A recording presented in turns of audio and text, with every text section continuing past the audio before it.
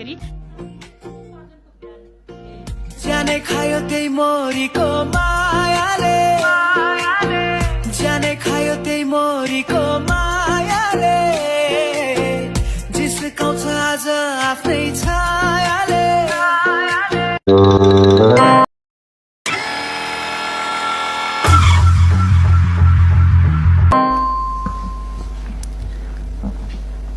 माननीय सदस्य रीमा विश्वकर्मा,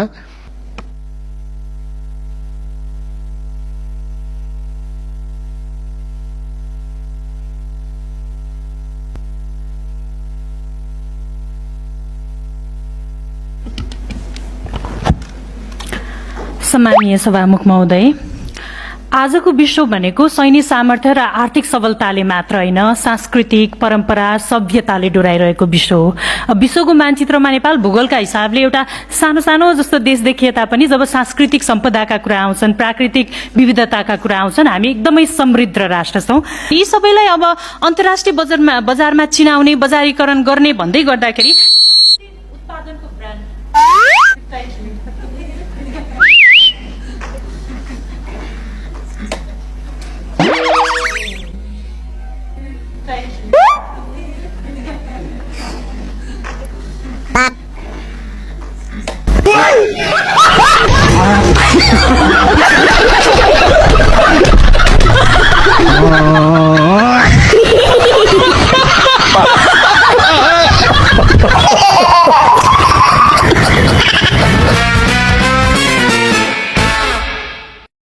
कुकुरलाई जुका पर्यो नि औषधि गर्न ठोक्नु पर्छ। जुकाको प्राण होइन, जुका बाँच्न नपाउने, जुकाको पनि त स्वास्नी होला, जुका पनि त छोरा होला, जुकाको पनि त सन्तान उत्पादन हुनु परेन। अन्त्य भएन, कहाँ पाइयो त्यसरी? एउटा कुराले यो कालिदासलाई हेरेर अरूले शिक्षित भएको थियो क्या, मलाई विद्वान हुनु छैन, म पाखे हो, 6मा 6 कक्षा पढे, जुका पनि प्राण हो, हजुर उसले पाउनु पर्छ। भोलि म उडुस मात्र पाइँदैन भनेर आउँछु यहाँ, पायो? लामखुट्टे मारेर पाएन भनेर आउँछु म यहाँ, पाइयो? हावादारी धर्म बस्नुहुन्छ हो? बस्दिन्छु। पागलै पागल भएको ठाउँमा अर्को एउटा पागल हुन्छ, के थपिन्छ? त्यसमा पागलको कमी छैन, एउटा थपिन्छ, अरू केही हुन्छ?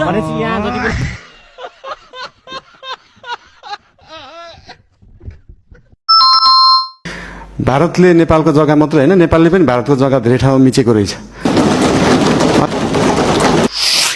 नेपालको संसदको बहुमत सांसदले स्वीकारेका छन् नेपालले भारतको सीमा मिचेकै हो, किनभने 181 वटा हातहरूले गडगडाट ताली बजाएर समर्थन जनाएर राति निन्द्रा लाग्यो कि लागेन म त्यो सोध्न चाहन्न, खाना खानु हो कि भएन म त्यो सोध्न चाहन्न।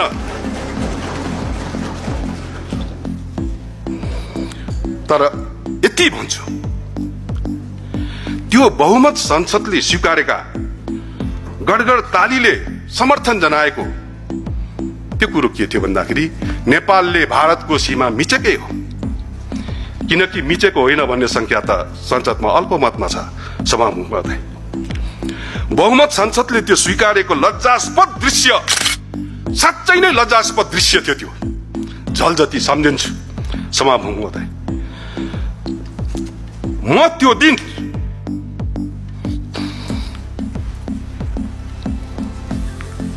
जब प्रधानमन्त्रीजीले त्यस्तो बोल्नुभयो तब राजसभाका माननीय सदस्यज्यूहरूले समर्थनमा ठोक्नु भएको त्यो टेबलको ड्याङ ड्याङ ड्याङ त्यो आवाजले आज पनि मलाई चैनले निन्द्रा आउन दिएको छैन, यति त म भन्छु। सभामुख महोदय, माफ पाऊँ सभामुख महोदय, मैले यो जन्ममा देखेको अहिलेसम्मकै सबैभन्दा लज्जास्पद र सबैभन्दा दुःखद दृश्य थियो त्यो, म दुःख व्यक्त गर्दछु।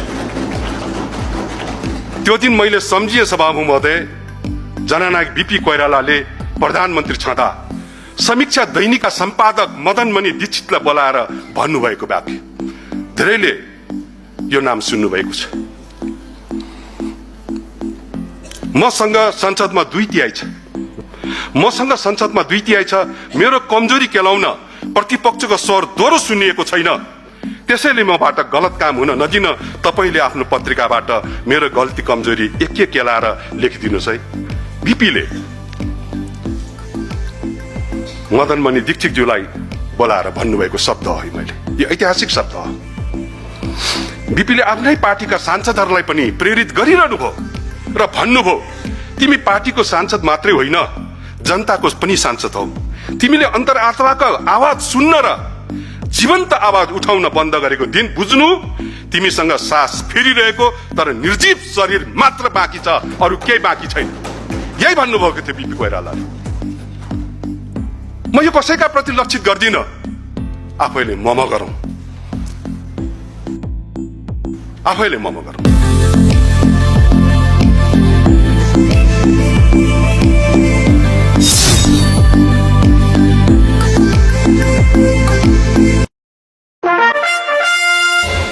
माननीय हर्कराज राय समय 6 मिनट